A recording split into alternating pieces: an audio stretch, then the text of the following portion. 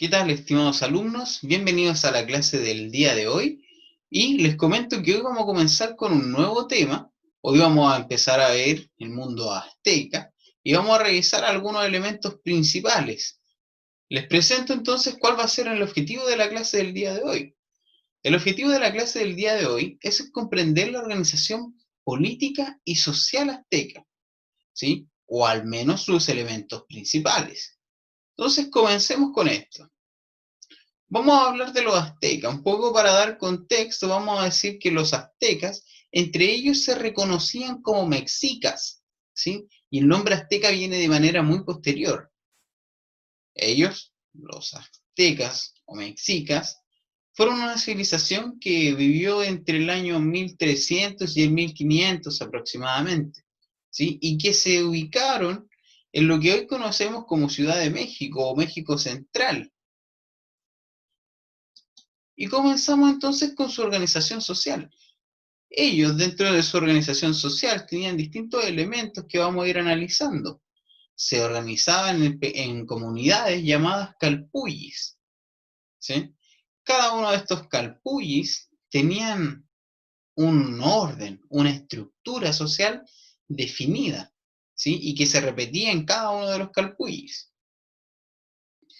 Entonces veamos a cada uno de estos elementos que componen esta estructura. Esta estructura social está compuesta de distintos grupos, en donde se sobrepone uno por sobre el otro, ¿sí? Tiene un orden jerárquico, en donde ellos consideran que unos son más importantes que otros, ¿sí? Es una sociedad desigual en ese sentido, ¿sí? Y entonces no todos tienen los mismos derechos y de forma bien tajante decir que algunos no tienen derechos, ¿sí?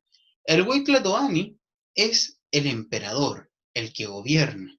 Y vamos a ver algunos elementos más adelante de este personaje, porque es sumamente importante, ¿sí? Aparte de él, existen algunos consejeros. Estos consejeros, Cihuacóatl, ¿sí? Estos consejeros tratan de ayudar al rey, de orientarlo, de decirle, mira, ¿sabes qué?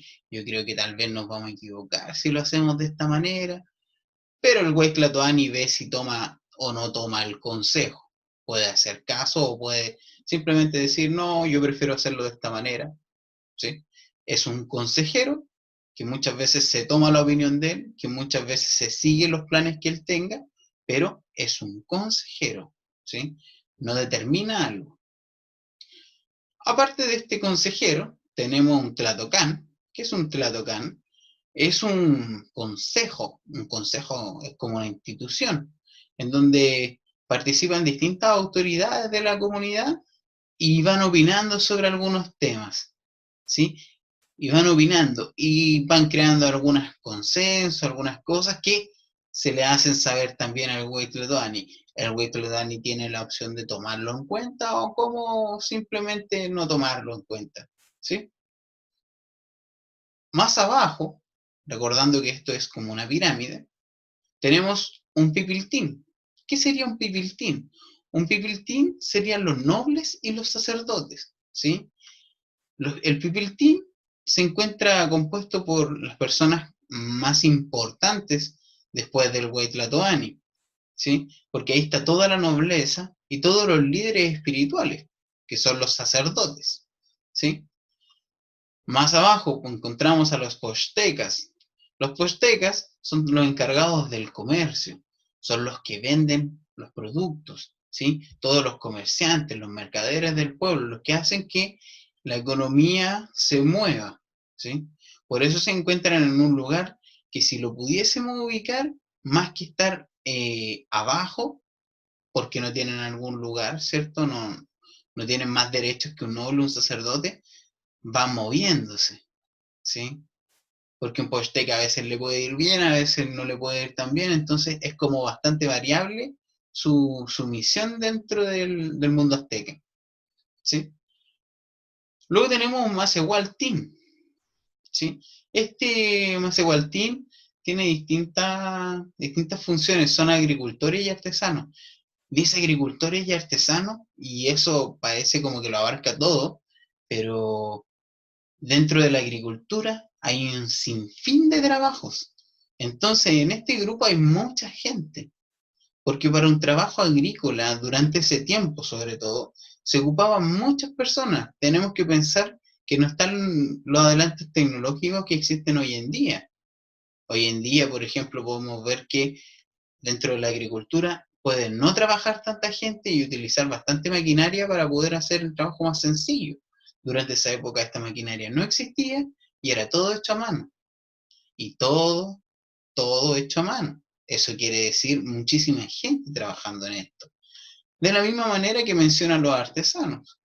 Tenemos artesanos que trabajan la greda, tenemos artesanos que trabajan la lana, que trabajan la madera y que trabajan el oro, que trabajan distintas cosas. O sea, de verdad que es muy amplio el término artesanos. Y por último, tenemos al tlacotín, ¿sí? El tlacotín es el grupo menos privilegiado, de hecho no cuenta con ningún privilegio, no cuenta con derechos tampoco, ya que ese grupo es conformado por los esclavos, ¿sí? Acá, ojo con este detalle, los esclavos eran un grupo que estaban ahí por delitos, por deudas, ¿cierto? Porque habían sido desterrados, porque se tomaban desde alguna batalla, desde alguna guerra, pero también hay un grupo que son esclavos también, porque sus padres son esclavos, entonces nacen esclavos y se quedan ahí. ¿Por qué? Porque en esta estructura social no hay movilidad. O sea, si tú naces en un grupo, es muy difícil poder moverse. De hecho, es imposible. ¿Sí? ¿Por qué? Porque ya hay gente que es dueña de ti. ¿Sí? En el caso de los esclavos, ellos ya tienen un dueño. Podría ser que un agricultor pase a ser un comerciante. Ese paso sí se puede dar. ¿Sí? Pero un tlacotín es muy difícil que salga de esa calidad. Acá a mostrar un poquitito, de manera gráfica, cómo sería la pirámide social azteca. ¿Sí? Mostrar exactamente lo mismo que hemos explicado, pero con algunas gráficas, algunas ilustraciones al costado, que nos permiten mostrar más claramente cómo sería. Ahora vamos con su organización política. En cuanto a su organización política, podríamos decir que todo el poder lo tiene la nobleza. La nobleza es la que rige, la que mueve a todo el mundo azteca, ¿sí? Y está liderada, esta nobleza está liderada por el Huaytlatoani, que ya lo habíamos mencionado. Y aquí vamos a tener un poquitito, porque este Huaytlatoani no tiene solamente el poder político, ¿sí? No solamente administra, sino que también tiene un poder religioso, ¿sí? Todo lo que tenga que ver con la religión, todas las decisiones religiosas que existan, van a ser también tomadas por él.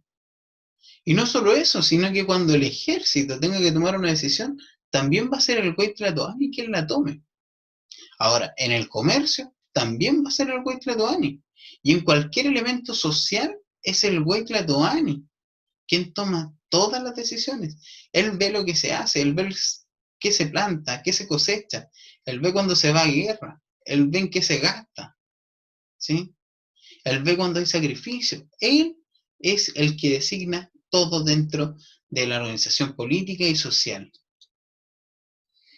Esta organización política también cuenta con otros cargos, ¿sí? Tenemos un Consejo Supremo o Tlatocán.